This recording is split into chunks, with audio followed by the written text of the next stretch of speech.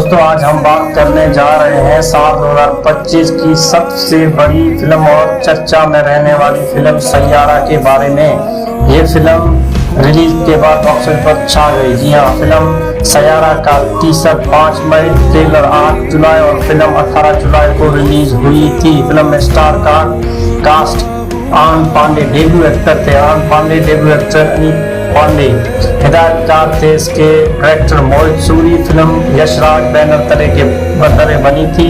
सैयारा एक romantic action film है जिसमें मोहब्बत और ख्वाब और कुर्बानियों की कहानी बयान की गई है। फिल्म के हीरो आनंद पांडे एक उभरता हुआ मौसीकार है जो दुनिया की अपनी धुनों से बदलने का ख्वाब देखता है। हीरोइन अनीत पांडे एक मशहूर सोशल वर्कर जो गरीब और लाचार लोगों के लिए लड़ती है।